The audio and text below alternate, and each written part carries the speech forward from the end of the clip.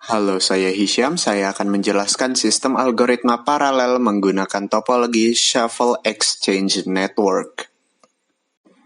Berikut ini adalah cara kerja dari Shuffle Exchange Network.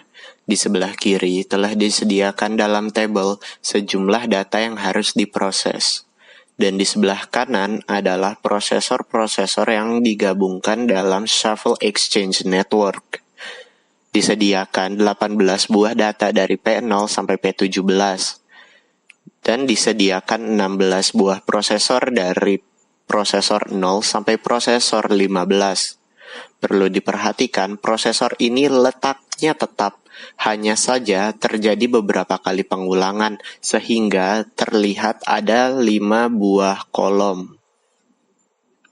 Untuk memulainya, masukkan data-data dari tabel ke dalam prosesor. Masukkan data P0 ke prosesor 0, masukkan data P1 ke prosesor 1, dan seterusnya. Hingga data P15 masuk ke prosesor P15. Namun, kita memiliki 18 buah data, sehingga ada 2 data tersisa yaitu P16 dan P17. Apa yang harus dilakukan pada data ini? Solusinya sederhana, masukkan data P16 dan P17 ke prosesor yang paling awal, yaitu data P16 masuk ke prosesor 0 dan data P17 masuk ke prosesor 1. Sehingga data di prosesor 0 ditambah data P16 dan data di prosesor 1 ditambah data P17. Setelah semua data dimasukkan ke dalam prosesor, waktunya memulai proses pengolahan data. Setiap prosesor memiliki pola pengolahan yang berbeda-beda. Dapat dilihat pada gambar, ditunjukkan oleh garis-garis berwarna yang menunjuk ke proses berikutnya. Misalnya, prosesor 0 kembali mengolah data ke prosesor 0 dan ditambahkan data dari prosesor 8. Prosesor 1 mengolah data ke prosesor 3 yang ditambahkan data dari prosesor 9. Ikuti semua polanya, sampai ke prosesor 15 yang ditambahkan data dari prosesor 7 dan diolah ke prosesor 14.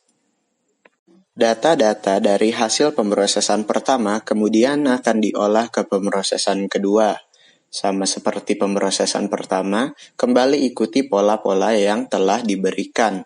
Misalnya dari prosesor 0 ke prosesor 0 dan ditambahkan data dari prosesor 8. Dari prosesor 2 ke prosesor 4 dan ditambahkan data dari prosesor 10 dan seterusnya. Data hasil pemrosesan kedua kemudian akan kembali diolah untuk mencari data pemrosesan ketiga. Kembali ikuti pola yang disediakan. Dari prosesor 0 ke prosesor 0 dan ditambahkan data dari prosesor 8, dari prosesor 4 ke prosesor 8 dan ditambahkan data dari prosesor 12. Sekarang kita telah sampai pada tahap pemrosesan 3, yaitu tahap pemrosesan terakhir. Kembali ikuti pola yang disediakan, yaitu data dari prosesor 0 kembali diolah ke prosesor 0 dan ditambahkan data dari prosesor 8. Hasil yang didapat adalah data senilai 25. Data bernilai 25 inilah yang sedang dicari oleh komputer. Sekian cara kerja dari Shuffle Exchange Network. Contoh dari penggunaan Shuffle Exchange Network adalah pada mesin yang menggunakan metode arsitektur SIMD, Single Instruction Multiple Data, yaitu sebuah metode yang dapat mengerjakan satu buah instruksi dengan sejumlah data.